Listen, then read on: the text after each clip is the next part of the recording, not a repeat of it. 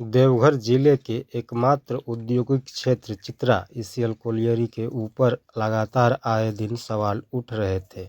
चाहे वह जल की बात हो, वायु प्रदूषण की बात हो, पर्यावरण की बात हो या शिक्षा स्वास्थ्य व्यवस्था की बात हो, आए दिन सवाल उठते आ रहे थे। इसी कड़ी में चित्रा ईसीएल के महाप्रबंधक ए.के. आनंद मीडिया के साथ रूबरू होते हुए जानकारी दिए कि पर्यावरण को लेकर प्रबंधन सख्त है और जो कुछ खामियां हैं उसे दुरुस्त करने में हम लगे हुए हैं।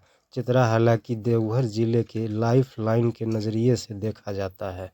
तो आइए देखते हैं इस खास खबर में क्या कहते हैं चित्रा ईसीएल के महाप्रबंधक ए.के. आनंद। पास आया है और ये आसपास के जितने भी स्थापित लोग हैं वहाँ पर हम लोग चापाकल का व्यवस्था करेंगे और ये सब ईसीएल अपने पैसों से करती है। ज़रूरत पड़ता है हम लोग सीएसआर के तहत, अभी सीएसआर की बात उठी थी अभी 2 दिन पहले ही हम लोगों ने 8 सिलाई मशीन जो गरीब तबके के बच्चे हैं, जो सिलाई सेंटर में हमारा अपना एक सिलाई सेंटर चल रहा है, सिलाई सेंटर में जो बच्चियां जो लड़कियां सिलाई सीखी है उन लोगों को हमने सिलाई मशीन का वितरण किया है। हेडक्वार्टर से अभी निर्देश हमें प्राप्त हुआ है कि 5 सिलाई मशीन और बच्चियों को दिया जाए जो छूटे हुए हैं, जो यहाँ से सीख करके गए हैं और जिनको सिलाई मशीन नहीं मिला है उनको ईसीएल एसपी माइंस चित्रा की तरफ से 5 और सिलाई मशीन, पैर वाला सिलाई मशीन दिया जाएगा। सर, पानी का पीएस कब टेस्ट हुआ था?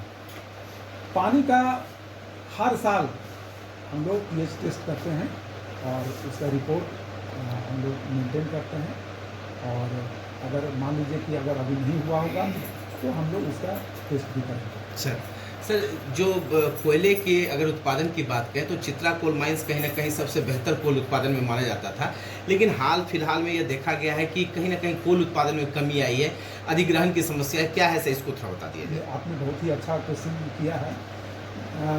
24-25 के पहले 23-24 की मैं बात करता हूँ। 23-24 में हम लोगों का टारगेट था, कोयला उत्पादन का टारगेट था 16 लाख टन, जिसके एवज में हम लोगों ने 17,54,000 उत्पादन किया और 372 करोड़ का हम लोगों ने प्रॉफिट दिया। कंपनी का मुनाफा इस केवल एसपी माइंस एरिया से हम लोगों ने 372 करोड़ का मुनाफा दिया। लेकिन इस साल जो टारगेट था 20 लाख टन करने का, उसके एवज में हम कहीं न कहीं पिछड़ गए। हम लोग मात्र 15,31,520 टन हम लोग उत्पादन कर पाए और ये उत्पादन में जो कमी आई मेन था जो हम लोग लैंड अधिकृत नहीं कर पाए।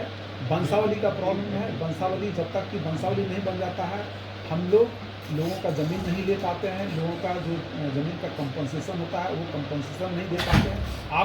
आपस में ही भयादमान प्रत्येक 2 एकड़ पर हम लोग एक नौकरी देते हैं और वो 2 एकड़ में आपसी रंजिश के कारण आपस में मान लें कि गोतिया है, भयाद है, आपस में लड़ जाते हैं कि हम नौकरी लेंगे।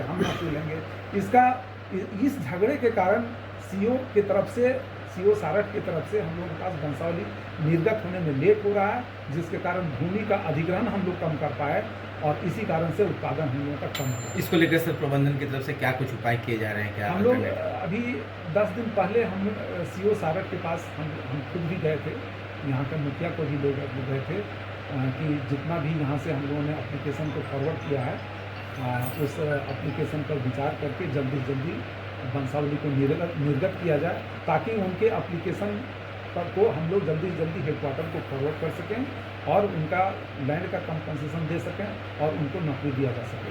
सर, एक सवाल और है कि सर जैसे ज़मीन किसी और का नौकरी किसी और को मिल रहा है, ये भी आरोप है? नहीं, ये आरोप एकदम निराधार है, ऐसा हो ही नहीं सकता। ये आरटीआई भी मारा गया, उसमें भी सर है, पेपर भी है। मैं बता रहा हूँ, कम से कम ये चीज़ हमारे रिजीम में, हमारे टाइम पीरियड में नहीं हुआ है। अदर जगह शायद आप पेपर का कटिंग पढ़े होंगे, पिपरवार में ऐसा हुआ है, 22 लोगों को नौकरी जो मिला है वो गलत रूप में मिला है, लेकिन यहाँ इस तरह का चित्रा में सर, चित्रा में भी है। हम कहें तो उनकी पेपर अभी हमारे डिक्की में है। जरूरत पड़ेगा तो उनका पेपर हमारे पास भिजवा देंगे और जरूरत पड़ेगा तो उनको आप भी लेकर के आइए। किसी अदर कास्ट का जमीन है सर, किसी अदर कास्ट को नौकरी दिया गया? मेरे संज्ञान में ये चीज़ नहीं अभी तक आया। ठीक है सर, पर्यावरण संरक्षण अभी आपने सर कहा कि सर चित्रा जो क्षेत्र है कहीं ना कहीं पानी की कमी से जूझता है और CSR फंड की तरफ से ECL की तरफ से कई प्रयास किया था, इस पर से एक छोटा सा बयान चाहिए कि क्या कहेंगे सर, पानी को लेकर क्या इंतजाम किया जा रहा है बढ़ती गर्मी में देखिए ECL की तरफ से?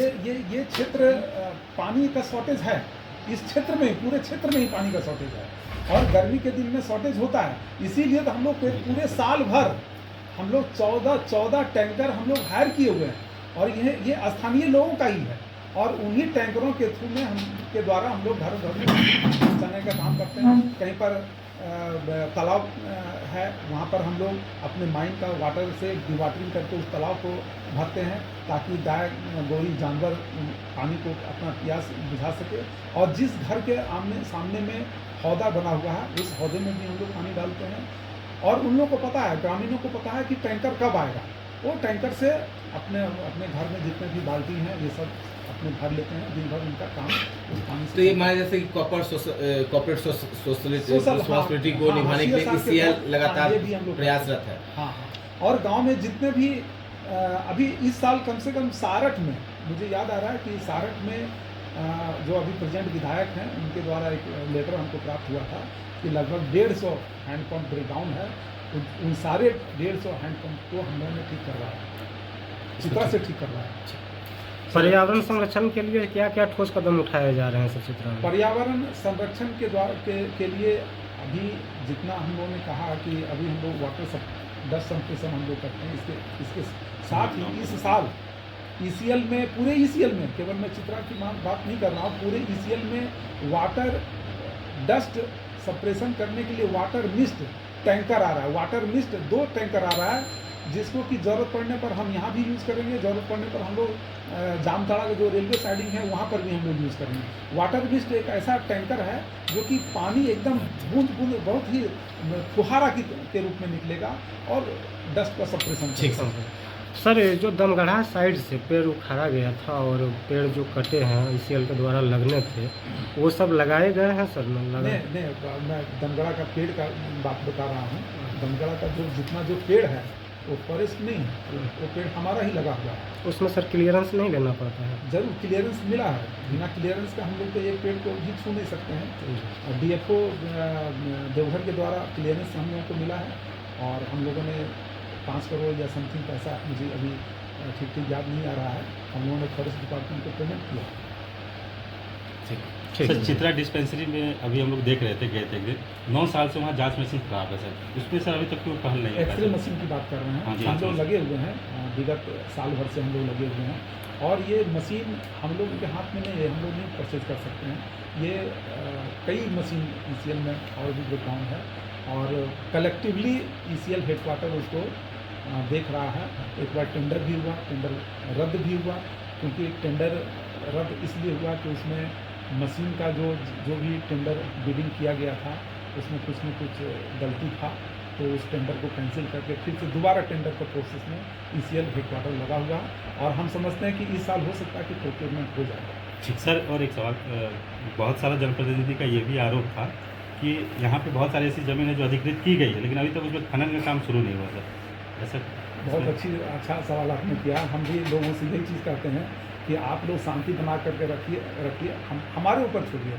मैं केवल इतना बताना चाहूँगा कि मैं 33वां GM हूँ। अगर उस बोर्ड को देखेंगे 33 में दमगढ़ा इतने वर्षों से पड़ा हुआ था, ज़मीन अधिग्रहण होने के बावजूद भी हम लोग वहाँ पर माइनिंग नहीं कर पा रहे थे। और मैं आज गौरवान्वित हूँ यह कहते हुए कि दमगढ़ा को हमने चालू किया और आज पिछले साल से लेकर के अभी तक लगभग 5 लाख टन कोयला हमने उससे उत्पादन किया। जितने भी लैंड ओनर थे सबको हमने कंपनसेशन दिया, सबको हमने नौकरी भी दिया। 25 फाइल इसके पहले मैं फिर दोबारा आया हूँ, मैं 25 फाइल उस ज़मीन को लेकर के प्लस जहाँ पर डंपिंग हो रहा है उस डंपिंग जगह को लेकर के 25 नौकरी का फाइल हम लोगों ने हेडक्वार्टर को भेजा और 25 में 25 लोगों को नौकरी मिला। तो माना जाए सर क्या, और अगर यहाँ पर का जो सोशियो पॉलिटिकल जो कारण है, अगर यहाँ पर शांति लोग बनाए रखेंगे तो फ्यूचर में एक और हम माइन ला रहे हैं जिसको हम लोग बोलते हैं तुलसी ढाल माइन पैच। जिस तरह से दमगढ़ा माइन चालू हुआ है या पैच चालू हुआ है, उसी तरह से एक नया विगत ज़्यादा से ज़्यादा 2 महीना लगेगा। टेंडर हो चुका, टेंडर फाइनल हो चुका है, उसको हम लोग प्रेस कर रहे हैं, दबाव बना रहे हैं कि जल्दी से जल्दी वहाँ पर वो आएँ और अपना माइंड को चालू करें। सर झामू नेता अभी जो मनोज सुधा यादव जी, उनके द्वारा जो बहुत सारा मुद्दा उठा रहे थे, वो सही है या गलत है सर?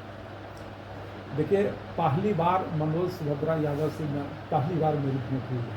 हम लोग उनको अच्छी तरह से जानते भी नहीं हैं और उनका क्या मुद्दा है मुझे अभी तक पता नहीं है क्या मुद्दा है। ठीक है सर, हो गया।